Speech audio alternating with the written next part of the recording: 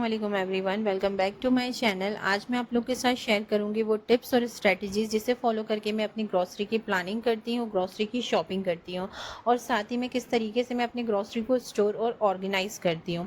Video को and तक ज़रूर देखना। वीडियो के एंड में मैं आप लोग के साथ एक रूल शेयर करूँगी जिसमें अगर आप फॉलो करते हैं तो आप अपने किचन को हमेशा क्लीन और ऑर्गेनाइज रख सकते हैं और साथ ही में अपनी ग्रॉसरी को प्रिवेंट कर सकते हैं वेस्ट होने से। डिस्क्रिप्शन बॉक्स में मैं कैटेगरी वाइज या सेक्शन वाइज टाइमिंग डाल दूंगी। अगर आपको किसी पर्टिकुलर सेक्शन को देखना है तो आप उस टाइमिंग पे क्लिक करके वीडियो पे सीधे वहां जंप भी कर सकते हैं। तो चलिए आज का वीडियो स्टार्ट करते हैं। Step 1, grocery list. इसमें दो टाइप के लोग आते हैं। एक वो जो कि अपना वीकली या फिर 15 डेज़ का मील प्लान करके चलते हैं। उनको पता होता है कि उन्हें नेक्स्ट 15 डेज़ में क्या बनाना है, उसके अकॉर्डिंग वो अपनी ग्रॉसरी लिस्ट तैयार कर लेते हैं। सेकंड वो लोग होते हैं जो कि मील प्लानिंग नहीं करते हैं। जो मुझे लगता है मोस्ट ऑफ द लोग ऐसे ही होते हैं जो मील प्लान नहीं करते हैं। तो उन्हें क्या करना है, वो अपनी ग्रॉसरी लिस्ट कैसे बनाएंगे। मैं हर मंथ की स्टार्टिंग की 2 या 3 तारीख को ग्रॉसरी शॉपिंग करती हूँ। लेकिन मैं अपनी लिस्ट कैसे बनाती हूँ, जब भी मैं 2-3 तारीख को ग्रॉसरी शॉपिंग करती हूँ ना, तो स्टार्टिंग के जो 20 डेज़ हैं वो तो बहुत इजीली कट जाते हैं। लेकिन जो लास्ट के 10 डेज़ बचते हैं ना, उसमें जो ग्रॉसरी का सामान है वो ख़त्म होना स्टार्ट हो जाता है। मीन्स 22-23 तारीख के करीब ना ये जो सामान है ये ख़त्म होना स्टार्ट हो जाता है। तो बस यहीं से मेरी ग्रॉसरी लिस्ट बनना शुरू होती है। मैं हमेशा ही एक डायरी और पेन और जो स्टिकी नोट्स होते हैं ना, उसको अपने किचन में हैंडी रखती हूँ। एक स्टिकी नोट हमेशा मेरे फ्रिज के ऊपर लगा रहता है, जिससे क्या होता है ना, जैसे ही 22-23 तारीख आती है तो जो भी सामान ख़त्म होने लगता है मैं वो उस स्टिकी नोट में या जो डायरी है उसमें लिखती जाती हूँ। ऐसा करने से क्या होता है ना, जो लास्ट के 10 डेज़ में जितनी भी चीज़ें ख़त्म हो रही हैं वो उस डायरी में लिखती हूँ। और फिर जैसे ही 2 या 3 तारीख आती है ना, मैं उस डायरी को फॉलो करके अपनी जो फाइनल ग्रॉसरी लिस्ट होती है वो प्रिपेयर कर लेती हूँ। ऐसे करने से क्या होता है ना कि मेरा जो भी सामान है वो रिपीट नहीं होता और जो मुझे अपनी ग्रॉसरी में सामान लेकर आना है वो मुझसे मिस भी नहीं होता। और एक और चीज़ जो मैं फॉलो करती हूँ वो ये है कि ये जो लास्ट के 10 डेज़ होते हैं ना, इसमें जो ग्रॉसरी का सामान घर में अभी अवेलेबल है तो मैं कोशिश करती हूँ कि मैं अपना जो नेक्स्ट मील बनाऊँ ना, ये 10 डेज़ का जो मील प्लान है वो भी मैं उस सामान के अकॉर्डिंग ही प्लान करती हूँ। अगर आप मेरी ये लास्ट 10 डेज़ वाले टिप फॉलो करते हैं ना, तो आप अपनी ग्रॉसरी लिस्ट बहुत इजीली बना सकते हैं। आप डायरी पेन की जगह आप अपना मोबाइल भी यूज़ कर सकते हैं, वो भी हमेशा हैंडी होता है। आप अपने मोबाइल में नोट्स में भी अपनी लिस्ट को बनाकर सेव कर सकते हैं।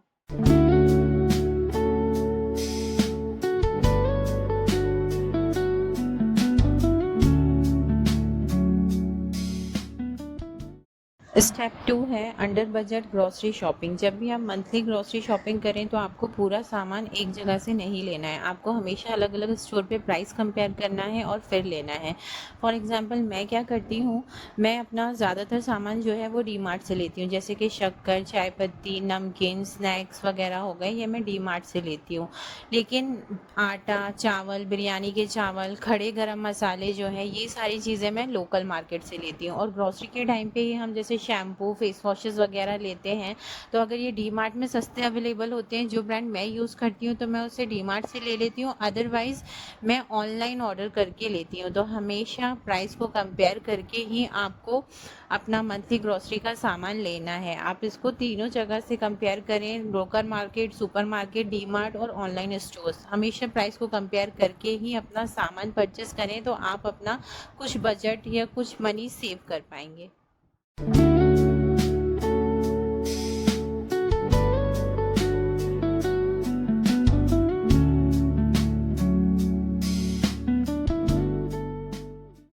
Step 3, grocery storage and organisation. एक अच्छे ऑर्गेनाइजेशन के लिए ज़रूरी है कि जो ग्रॉसरी आइटम्स है हम उसको उसके स्टोरेज के अकॉर्डिंग कैटेगराइज कर लें। ठीक है, ऑर्गेनाइज ग्रॉसरी बाय कैटेगरी। जो भी हम ग्रॉसरी आइटम्स लेके आते हैं, हर एक आइटम का जो स्टोरेज होता है वो यूनिक होता है ना। एक यूनिक रिक्वायरमेंट होती है हर एक स्टोरेज आइटम की। जैसे कि कुछ ग्रॉसरी के आइटम्स होते हैं जिनको हमें फ्रिज में रखना पड़ता है। जैसे यहाँ पे मैं रख रही हूँ विनेगर, मेयोनीज, सॉसेस, क्रीम, है ना। ये इनकी रिक्वायरमेंट है कि इनको मुझे फ्रिज में ही रखना पड़ेगा। कुछ होते हैं जिनको हमें फ्रीज़र में रखना पड़ता है, जैसे कि जो फ्रोज़न आइटम्स होते हैं, फ्रोज़न मटर हो गए, ये रिक्वायरमेंट मांगते हैं कि इन्हें हमें फ्रीज़र में ही रखना है, ठीक है। और कुछ आइटम्स जो होते हैं जिन्हें हमें किचन में रखना पड़ता है कंटेनर्स में। तो सबसे पहले हमें यही करना है कि हमें जो हमारे ग्रॉसरी आइटम्स है उसको कैटेगरी वाइज डिवाइड कर लेना है।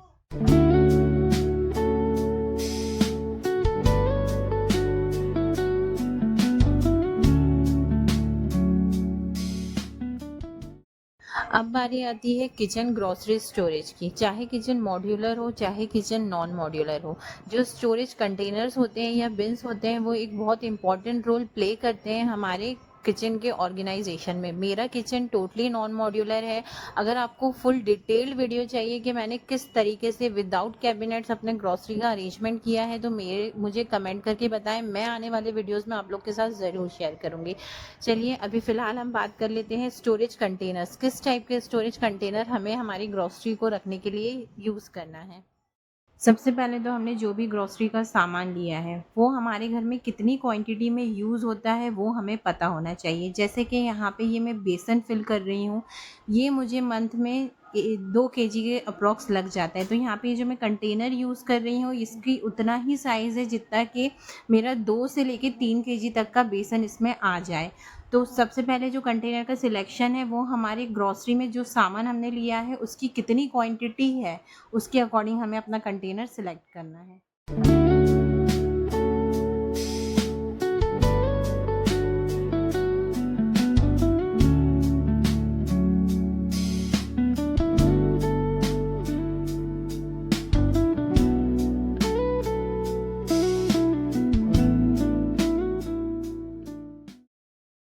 अब इस कंटेनर का साइज़ देखिए, इस कंटेनर का साइज़ थोड़ा छोटा है। इसमें 2 kg तक का सामान इजीली आ सकता है। यहाँ पे मैंने ये 1 kg दाल इसके अंदर फिल करी है।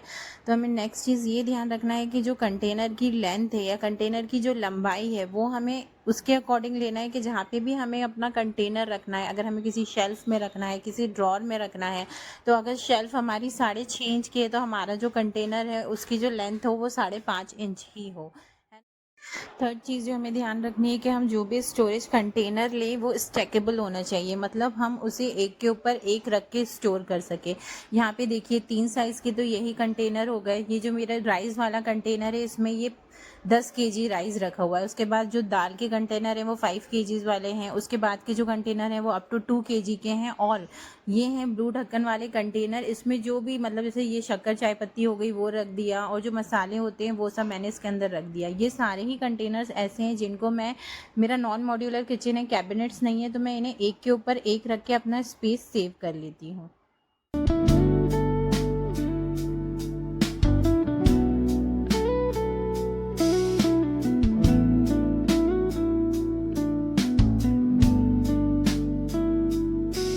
अब मैं आपके साथ शेयर करूंगी वो प्रो टिप या वो रूल जिसको अगर आप फॉलो करते हैं तो आप मेंटेन कर सकते हैं एक क्लीन और ऑर्गेनाइज्ड किचन।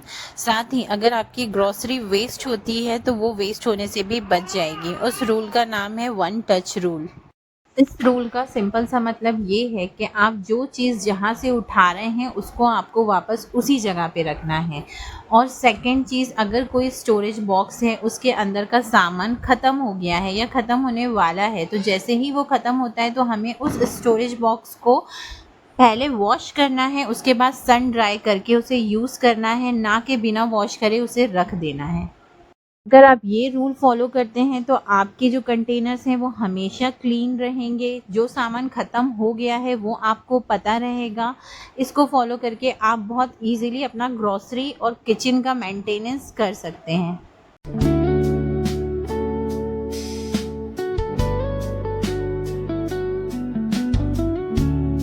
अगर आपको मेरा आज का वीडियो अच्छा लगा हो, आपके लिए हेल्पफुल रहा हो तो मेरे चैनल को सब्सक्राइब, वीडियो को लाइक, शेयर और वीडियो पे कमेंट करना ना भूलें। आपके ही कमेंट्स मुझे मोटिवेट करते हैं अच्छे अच्छे वीडियोस बनाने के लिए। Thanks for watching. Thank you so much.